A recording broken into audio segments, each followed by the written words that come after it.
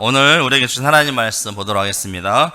마태복음 25장 19절로 23절의 말씀입니다. 마태복음 25장 19절로 23절의 말씀. 오늘은 송년주일이라서 다 함께 한 목소리로 하나님의 말씀 봉독했으면 좋겠습니다. 마태복음 25장 19절로 23절의 말씀입니다. 찾으셨으면 다 함께 한 목소리로 합독하겠습니다.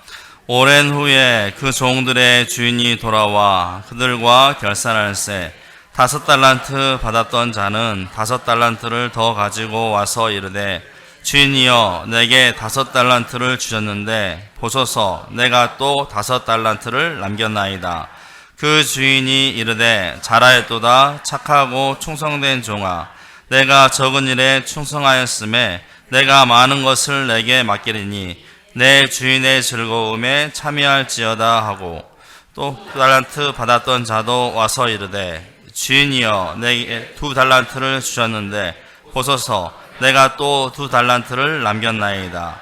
그 주인이 이르되 잘하였도다 착하고 충성된 종아 내가 적은 일에 충성하였음에 내가 많은 것을 내게 맡기리니 내 주인의 즐거움에 참여할지어다 하고. 아멘.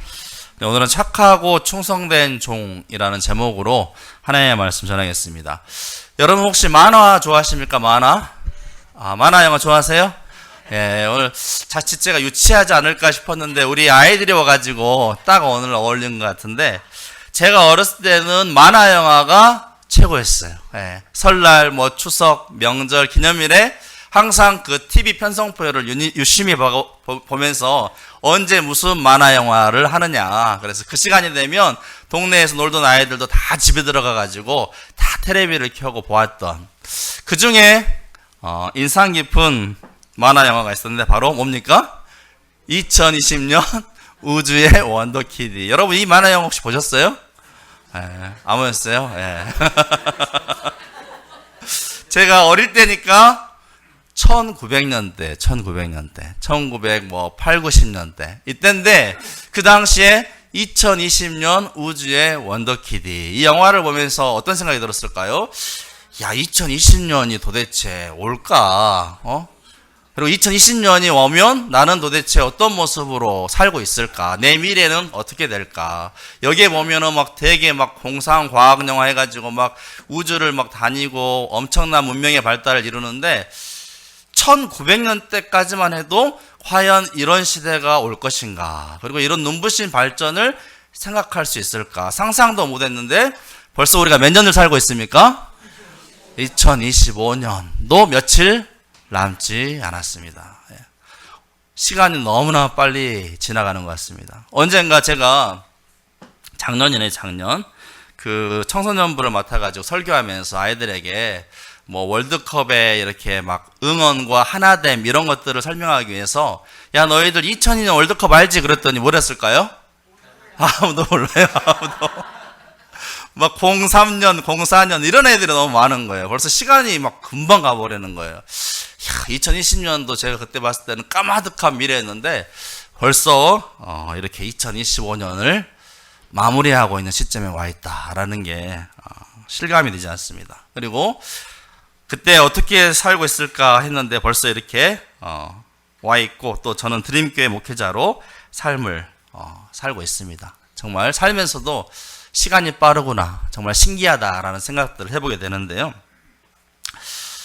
예전에 제가 젊었을 때 또 인기 그 가수 그룹 중에 룰라라는 그룹이 있어요. 룰라. 예. 룰라 노래 중에 여러분, 룰라 아시죠? 그래도 고개를 많이 끄덕이는데, 룰라 가수 중에 그 노래 중에 3-4라는 노래가 있어요. 3-4, 3-4. 근데 이 가사가 좀 의미 있는데요. 보시면 이런 가사가 있었어요. 여기 숨 쉬는 이 시간은 나를 어디로 데려갈까? 많은 기쁨과 한숨들이 뒤섞인 이곳에서 사랑만으로 늘 가득한 그런 내일로 가고 싶어. 서로가 함께 영원히 행복하도록. 나, 그대, 우리 모두. 예. 지금 숨쉬고 있는 이 시간은 나를 어디로 데려갈까? 그렇습니다, 여러분. 시간은 절대로 우리를 그냥 내버려 두지 않습니다. 때가 되면 우리는 익숙한 것을 또 떠나서 또 새로운 곳으로 가게 되어 있습니다. 그래서 성경에 보면 전도서 3장에 이 때에 대해서 이제 우리에게 가르쳐 주고 있습니다. 범사에 기한이 있고 천하만사가 다 때가 있나니 하면서 인생에 서로 반대되는 그 때에 대해서, 예를 들어서 날 때가 있으면 또 언제가 있습니까? 죽을 때가 있고, 웃을 때가 있으면 또 어느 때가 있습니까? 울 때가 있고, 여러 인생의 때가 있음을 말씀하고 있습니다. 이 때가 되면 아무리 그 자리에 있고 싶다 할지라도 때가 되면 또 새로운 공간으로, 또 새로운 삶의 자리로 나아가게 되는 것이죠. 그러므로 여러분, 한 해를 마무리하면서 우리의 삶을 돌아보면서 정말 우리가 지혜롭게 사는 삶, 이 지혜로운 삶이 무엇인지 다시 한번 생각해 보게 되는데요. 그것은 바로 때를 분별할 줄 알아서 그 때에 맞는 합당한 삶을 살아가는 것. 그 때에 어울리는, 때에 맞는 삶을 살아가는 것. 그것이 정말 지혜로운 삶이다라고 말할 수 있습니다. 특별히 오늘은 한 해를 마무리하는 송년주일로 보내고 또 이렇게 은퇴식을 하게 되는데요. 자연스럽게 한 해를 보내고 또 은퇴식을 하게 되면서 인생의 마지막, 언젠가는 또 다가올 우리 인생의 때, 마지막 때를 다시 한번 생각해 보게 됩니다. 성경은 친절하게도 우리 인생의 이 마지막 때에 대해서, 즉 종말에 대해서 우리에게 알기 쉽게 비유로 이야기해 주고 있는데요. 바로 오늘 본문인 마태복음 25장입니다. 여기에는 세 가지 종말에 관련된 비유가 소개되고 있는데, 바로 열처녀 비유, 그리고 오늘 보았던 달란트 비유, 그리고 양과 염소의 비유가 소개되고 있습니다. 열처녀, 달란트 비유, 양과 염소의 비유. 이 세 가지 모두가 종말에 관련된 비유로 마지막 때에 어떤 모습이었는지 우리에게 가르치고 있습니다. 마지막 종말의 때, 즉 우리에게 주인 되신 주님께서 다시 오실 때 우리가 과연 어떤 모습으로 준비되어 있어야 하는지 우리에게 잘 가르쳐주고 있습니다. 이 세 가지 비유의 핵심을 여러분 한 문장으로 정리하자면, 마지막이 종말의 때를 한 문장으로 말씀드리자면 깨어 있으라는 것입니다. 깨어 있으라. 마지막 종말의 때를 어떻게 맞이해야 되느냐? 깨어 있으라는 것입니다. 잠들지 말고 깨어 있으라. 반드시 이 세상이 끝나는 날이 오게 되는데 우리 주님이 다시 오실 그때가 있기에 우리는 반드시 깨어 있어야 한다는 것입니다. 그렇다면 우리가 언제일지 모를 이 인생의 마지막 때를 준비하면서 과연 우리는 성도로서 어떤 모습으로 깨어 있어야 하는지 오늘 이 세 가지 비유를 통해서 함께 이 시간 나누고자 합니다. 그래서 오늘 본문의 말씀처럼 우리 주님 다시 오실 그날에 잘하였도다 착하고 충성된 종아, 주님께서 우리에게 말씀하시기를 악하고 게으른 종이라 하지 아니하시고 우리 모두에게 잘하였도다 착하고 충성된 종아라고 정말 칭찬받을 수 있는 저와 여러분이 다 되실 수 있기를 바랍니다. 그러면 어떤 자세와 모습이 우리에게 필요한가? 첫 번째는 사랑의 기다림입니다. 사랑의 기다림이 필요합니다. 열처녀 비유인데요. 첫 번째는 이 열처녀 비유를 통해서 발견하게 되는 것은 바로 기다림입니다. 기다림. 이 유대인들은 전통적으로 밤에 결혼식을 했는데요. 신랑이 밤에 올 때 그 신부의 친구들이 등불을 들고 신랑을 마중 나가가지고 신부에게로 그 신랑을 인도해야 하는 것이죠. 친구들이 이제 들러리를 서면서 신랑이 오기를 맞이하고 기다렸다가 신랑이 오면은 그 신랑을 이제 신부에게로 인도해야 하는 그런 역할인 것입니다. 그런데 이때 준비한 등불이 바로 무슨 등불이냐면 기름 등불입니다. 기름 등불. 기름을 넣어야지 환하게 빛을 밝히는 기름 등불을 준비해야 되는데, 신랑이 여러분 언제 올지 모르기 때문에 이 항상 기름 등불을 넉넉하게, 그 기름을 충분하게 준비를 했어야 되는데, 슬기로운 다섯 처녀는 기름을 충분하게 넉넉하게 준비를 했다는 거예요. 그런데 미련한 다섯 처녀는 그렇지 못했습니다. 충분하게 기름을 준비하지 않았다는 것이죠. 그래서 신랑이 더디오자 기름이 떨어져 가니까 그 기름을 사러 간 사이에 신랑이 오게 되고, 그로 말미암아 슬기로운 다섯 처녀만 혼인잔치에 들어가게 되었다라는 그런 이야기입니다. 그렇습니다, 여러분. 누가 주님과 함께 영원한 천국에 들어갈 수가 있는가? 영원한 천국 혼인잔치에 누가 들어갈 수 있는가? 바로 기름등불을 넉넉히 준비하여 깨어있는 자만이 하나님 나라에 들어갈 수가 있다는 것입니다. 그러므로 여러분, 우리의 삶은 그저 나이 들고 늙고 병들어 죽는 차원의 개념이 아니라 언젠가 다시 오실 주님을 만나는 기다림의 차원으로 여러분 생각해야 합니다. 우리는 늙어 죽는 것이 아니라 주님을 기다리는 것입니다. 이 세상의 끝을 맞이하는 것이 아니라 하나님의 나라를 기다리고 있는 것입니다. 우리는 죽음을 기다리는 것이 아니라 바로 우리는 주님을 기다리는 것입니다.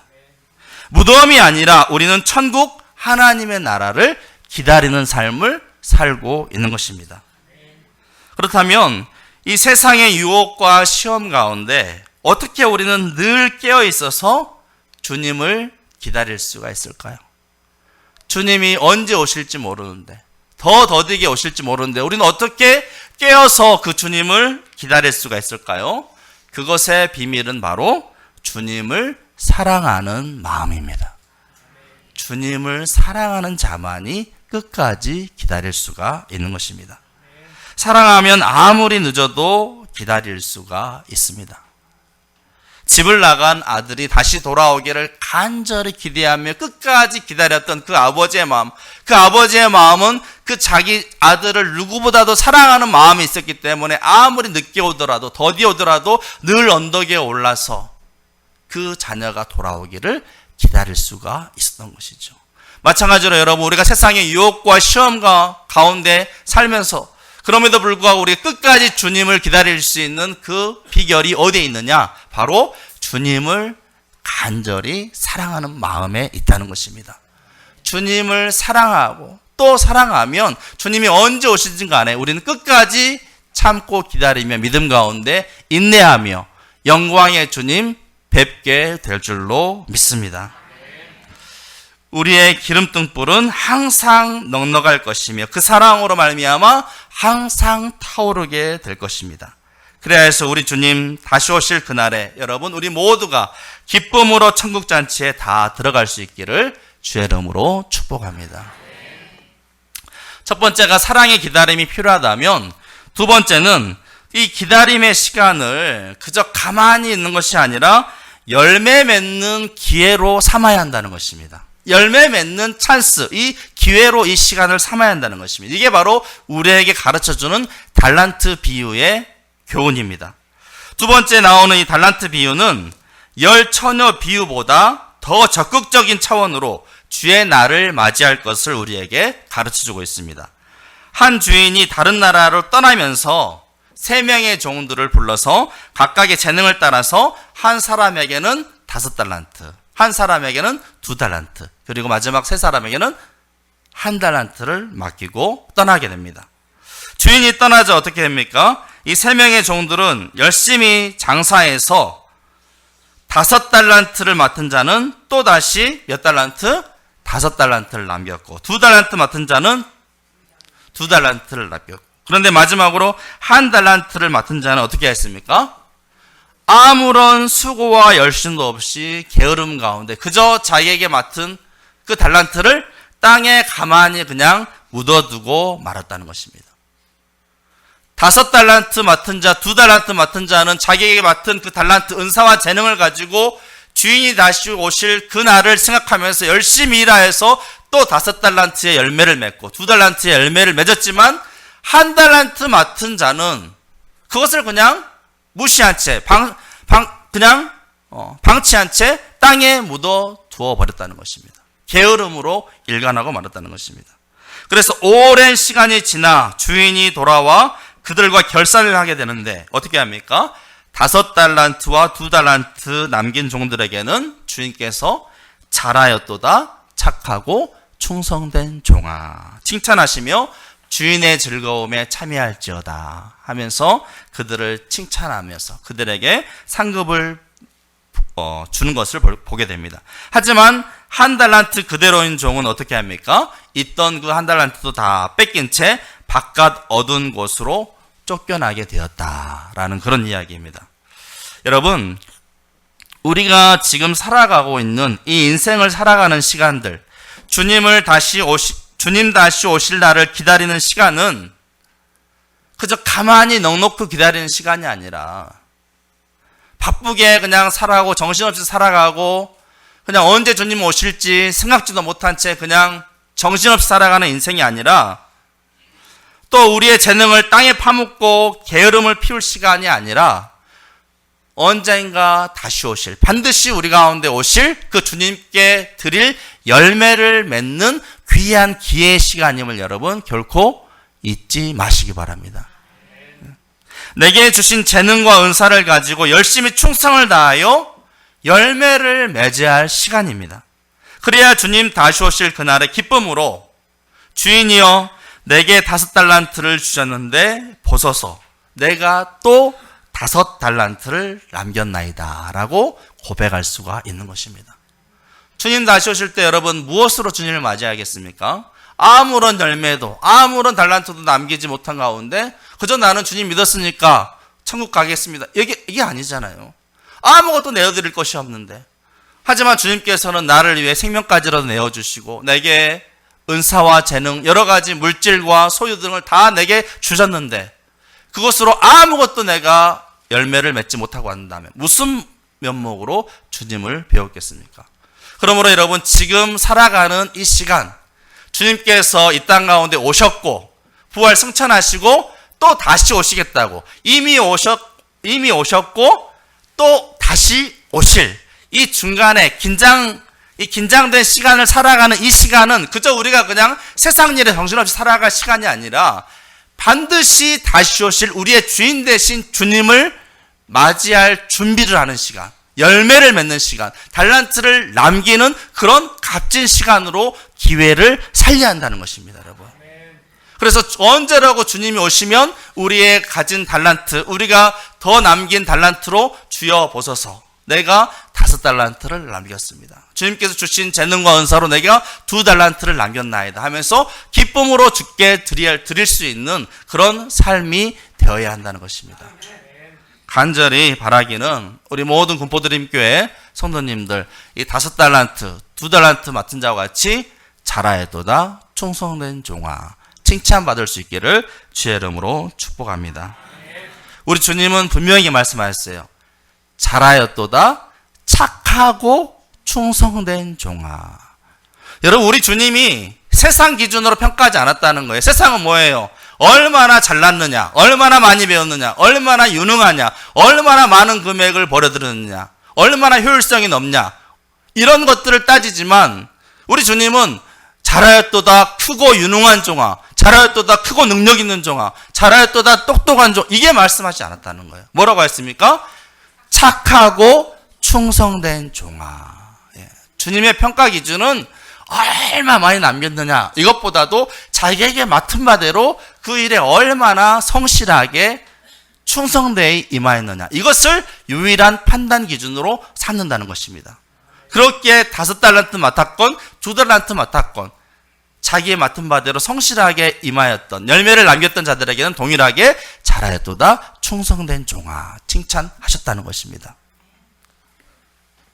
특별히 오늘 은퇴하신 4분의 우리 직분자들께서는 그동안 정말 제가 보았을 때는 잘했고 또 착하고 충성된 그런 섬김으로 교회에 본이 된 줄로 믿습니다. 예. 하지만 앞으로도 여러분 오늘 은퇴했다고 해가지고 여러분이 받은 바 재능과 은사들을 나 은퇴했으니까 이제 다 끝이야 하면서 땅에 묻어두지 마시기 바랍니다. 이후로 더 열심히 그 은사와 재능을 활용함으로 말미암아 5달란트, 2달란트, 아니 30배, 60배, 100배의 결실로 주님 다시 오실 그날에 영광 올려드리는 우리 모든 은퇴자분들 또 우리 모든 성도들이 될 수 있기를 주의 이름으로 축복합니다. 마지막 세 번째는 우리의 삶이 예수를 닮아가는 삶이 되어야 한다는 것입니다. 첫 번째는 사랑의 기다림이 필요하다 했고, 두 번째는 주님 다시 오실 그날까지 우리가 열매 맺는 기회로 삼아야 한다 했고, 마지막에는 우리의 삶이 누구를 닮아야 한다고요? 예수를 닮아가야 한다는 것입니다. 마지막이 양과 염소 비유가 나오는데요, 주님께서 다시 오실 그날에 양과 염소를 구분한다는 것입니다. 양과 염소를. 그래서 양은 오른편에, 염소는 왼편에, 그리고 양은 영원한 생명, 영생에 이르게 하시고 염소는 영원한 형벌, 영벌에 들어가게 된다는 비유입니다. 그런데 여기서 양과 염소로 구분하는 아주 중요한 판단 기준이 있는데요, 그것은 무엇이냐? 곧 지극히 작은 자 하나에게 한 것이 곧 누구에게 한 것이다? 내게 한 것이다. 이게 유일한 판단 기준이에요. 양과 염소를 나누는 유일한 판단 기준, 지극히 작은 자에게 한 것이 곧 내게 한 것이다.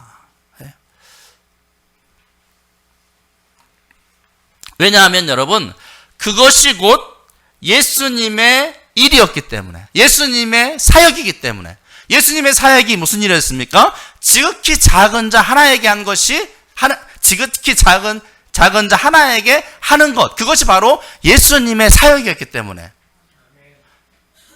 마찬가지로 우리 성도들도 지극히 작은 자에게 한 것이 곧 예수님의 일을 하는 것이기에 지극히 작은 자 하나에게 한 것, 그것으로 판단하신다는 것입니다. 예수님은 여러분 이 땅 가운데 오셔서 사역하시는 동안에 늘 가난하고 헐벗고 병든 자들을 찾아다니시며 그들을 먹이시고 입히시며 늘 돌보시고 치유하여 주셨습니다. 지극히 작은 자 하나를 잊지 않고 사랑으로 돌보셨다는 것입니다. 나그네와 고아와 과부와 같은 지극히 작은 자들을 찾아가시고 돌보시며 은혜를 베푸셨습니다. 그러기에 여러분, 지극히 작은 자 하나에게 한 것이 곧 내게 한 것이다 라고 말씀하시는 것입니다. 그러므로 여러분, 우리도 우리 삶 가운데 이러한 예수님의 모습을 닮아가야 한다는 것입니다. 지극히 작은 자 하나를 돌아볼 수 있는 그 사랑, 그 마음이 우리에게 필요하다는 것이죠. 베드로후서 3장 18절에 보시면 오직 우리 주 곧 구주 예수 그리스도의 은혜와 그를 아는 지식에서 자라가라. 영광이 이제와 영원한 날까지 그에게 있을지어다. 고린도후서 2장 14절에 항상 우리를 그리스도 안에서 이기게 하시고 우리로 말미암아 각처에서 그리스도를 아는 냄새를 나타내시는 하나님께 감사하노라. 여러분, 한 해 한 해가 갈수록 내 신앙과 삶이 더욱 자라가야 하고 내 삶에서 예수의 냄새가 나야 합니다, 여러분.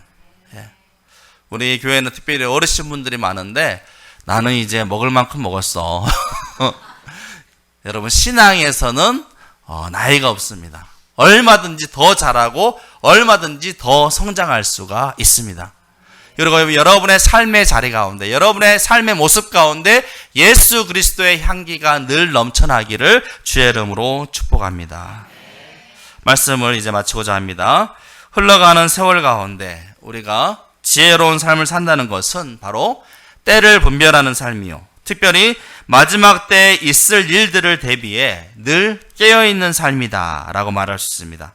그러므로 우리는 오늘 우리에게 주어진 이 오늘이라는 시간을 매일마다 아무 생각 없이 그저 기분대로 사는 것이 아니라 이 마지막 때를 염두에 두고 주어진 오늘을 선택하고 사는 지혜가 필요한 것입니다.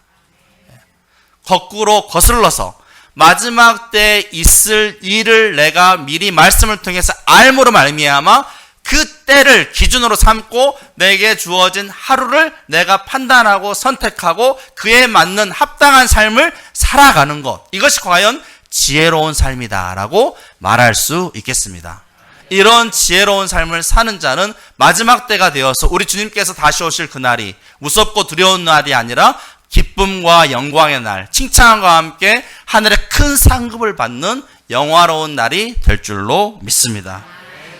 그래서 바라옵기는 우리 모든 성도님들이 앞으로 더욱더 주님을 사랑함으로 말미암아 기다리고 충성을 다함으로 열매 맺기에 힘쓰며 주님을 닮아가는 착하고 충성된 종이 되시기를 바랍니다. 그래서 우리 모두 잘하였도다 착하고 충성된 종아, 칭찬과 함께 하늘 상급을 누리시기를 간절히 소망합니다.